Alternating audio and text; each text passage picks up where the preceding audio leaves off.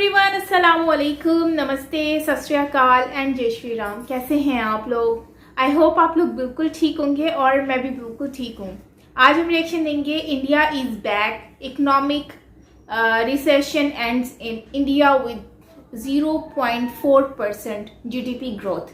सो ये वीडियो देखते हैं और काफ़ी अच्छी होने वाली है क्योंकि इकनॉमी जो है इंडिया की उसके ऊपर बात होगी। तो बिना देरी के चलते सब वीडियो की तरफ रिएक्शन देते हैं। सो उससे पहले अगर आपने मेरा चैनल सब्सक्राइब नहीं किया तो लाजमी कर लेना और बेल आइकन को ऑल नोटिफिकेशन पर प्रेस कर दें ताकि सारी वीडियोस जो हैं वो आपको मिलती रहें। और काफ़ी लोग जो होते हैं वो सोच रहे होते हैं कि यार हम लोग आपकी चैनल को सब्सक्राइब करने का सोचेंगे, तो ऐसा ज़रूर मत करो। सोचोगे क्या मतलब कि ऐसा क्या होने वाला है इन फ्यूचर जो आप सोचेंगे। तो खैर अगर आए हैं चैनल पर तो सब्सक्राइब करना तो बनता ही है। क्या पता किस्मत ने उठा के ले आई हो आपको मेरे चैनल पर, है ना। सो खैर चलते हैं वीडियो की तरफ। So let's start.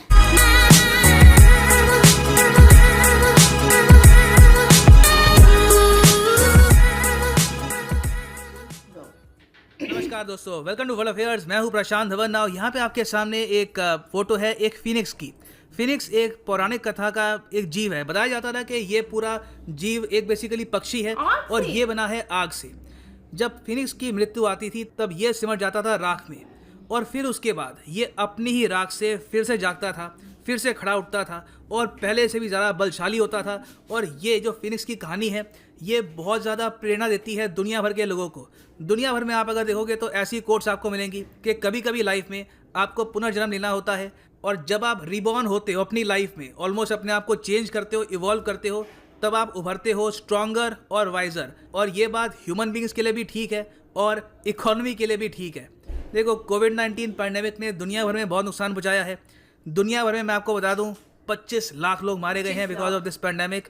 इंडिया में ही अगर हम बात करें तो अनफॉर्चुनेटली 1.5 लाख से भी ऊपर मौतें हुई हैं और हमारी जो अर्थव्यवस्था है उसको भी बहुत नुकसान पहुंचाया है पैंडेमिक ने।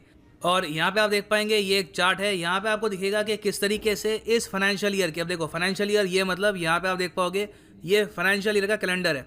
ये शुरू हुआ था अप्रैल 1, 2020 से, ठीक है, और ये खत्म होगा मार्च 31, 2021 को। तो जब हम यहाँ पे बात करें क्वार्टर की तो हम यहाँ पे गिनते हैं 3 महीनों को।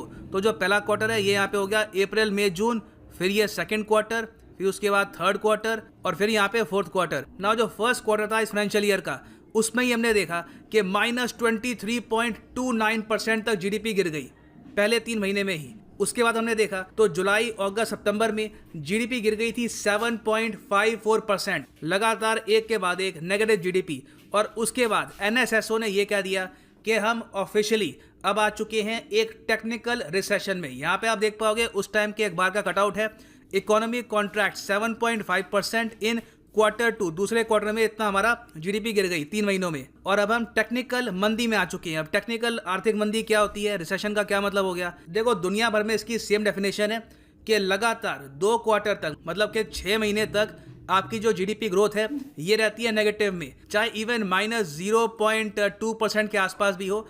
अगर नेगेटिव रहती है तो आप चले जाओगे यहाँ पर टेक्निकल रिसेशन में। तो इंडिया भी था टेक्निकल रिसेशन में। अब जाके जो तीसरा क्वार्टर है, मतलब कि अक्टूबर, नवंबर, दिसंबर, इसकी ग्रोथ हमने जो कैलकुलेट करी है इसमें हमको ये पता लगा है कि अब देश टेक्निकल रिसेशन से बाहर आ चुका है क्योंकि अब हमने यहाँ पर ग्रो किया है 0.4% पॉजिटिव में। जी हाँ, चाहे 0.4% ही पॉजिटिव में क्यों ना हो, मगर अब हमारा देश टेक्निकल रिसेशन से उभर चुका है। और आगे बढ़ने से पहले आपको मैं ये सूचित कर दूँ, बहुत ही इंपॉर्टेंट है, अनअकैडमी का कॉम्बैट टेस्ट बहुत ही जल्द आ जाएगा। यहाँ पे आप देख पाएंगे, आपको बस क्या करना है कि जो वीडियो है यहाँ पे स्क्रॉल करो और यहाँ पे जो पिन कमेंट है यहाँ पे आपको मिल जाएगा लिंक अनअकैडमी कॉम्बैट का, ये क्लिक कर दो और आपके सामने आ जाएगा ये पेज।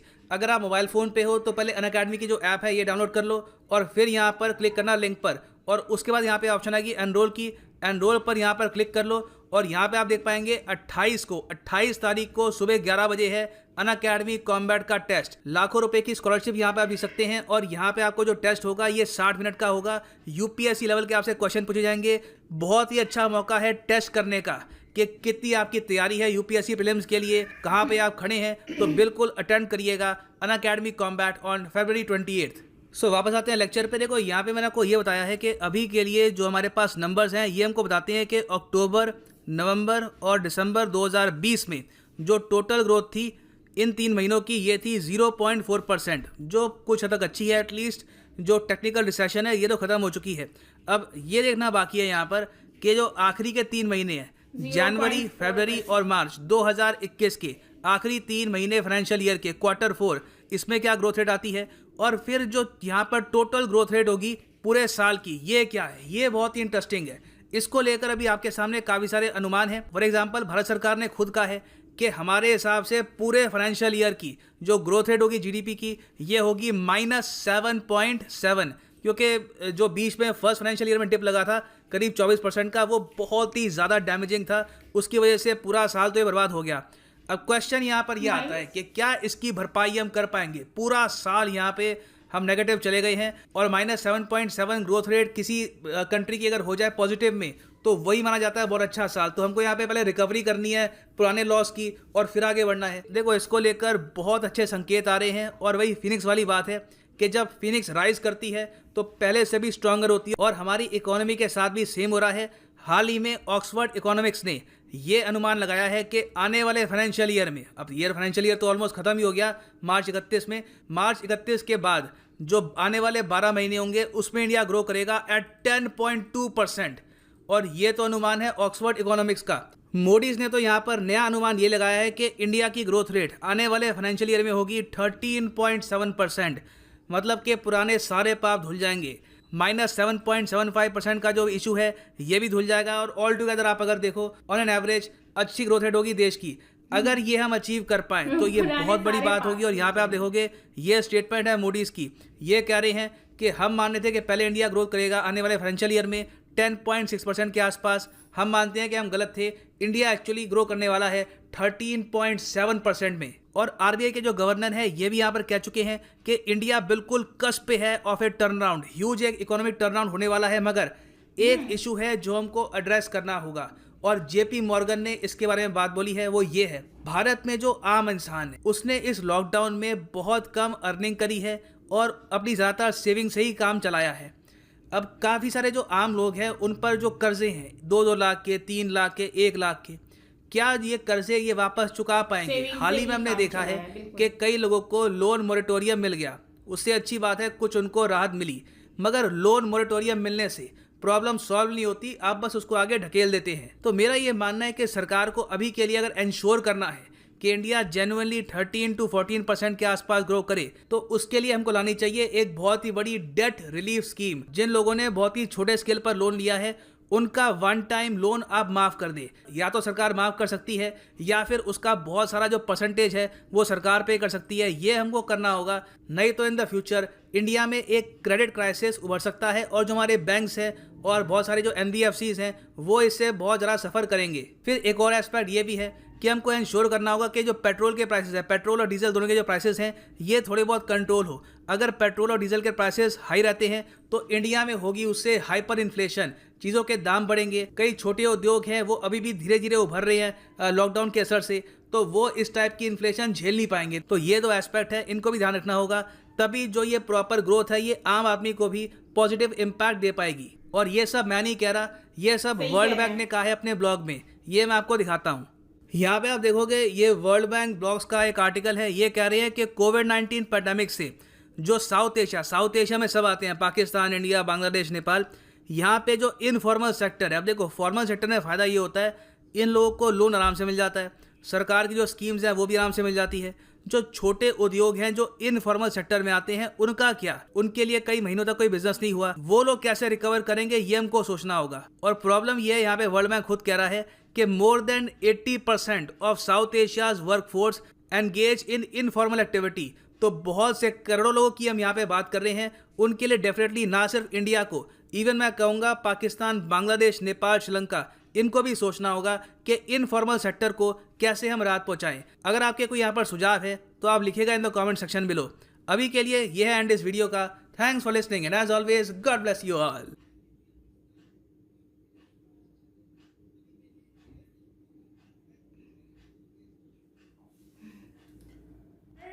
सारी बात ये है कि जिस तरह से ये बोल रहे हैं ना कि जो जीडीपी ग्रोथ की वजह से, मतलब अच्छी बात है, पॉजिटिव है कि जीडीपी ग्रोथ जो है वो अब जैसे कि वो गिरी अचानक से, तो अब वो आहिस्ता आहिस्ता जो है वो ऊपर आ रही है, माइनस से ऊपर आ रही है।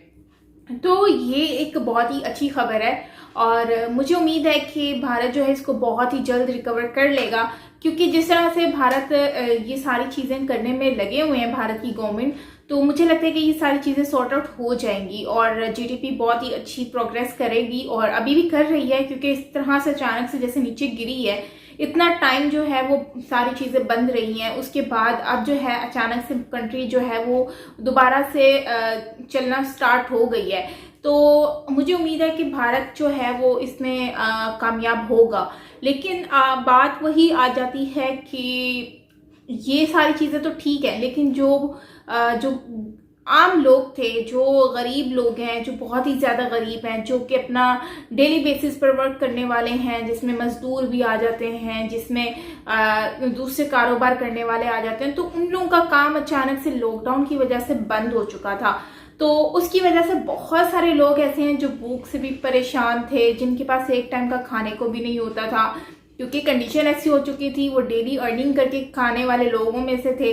तो इस तरह के लोगों का उन लोगों के साथ उन्होंने बहुत सारे कर्जे भी उठाए होंगे डेफिनेटली। वैसे तो कर्जे उस टाइम पे किसी ने दिए नहीं है, यहाँ तक मुझे आइडिया है, हर कोई भूख से ही मर रहा था, तो हर किसी को अपनी ही पड़ी हुई थी।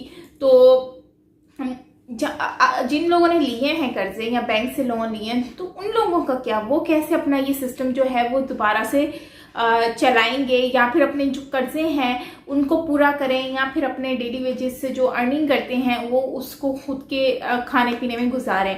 तो ये एक क्वेश्चन मार्क भी आ जाता है कि उनके लिए क्या किया गया है या फिर उनके लिए क्या कर सकते हैं।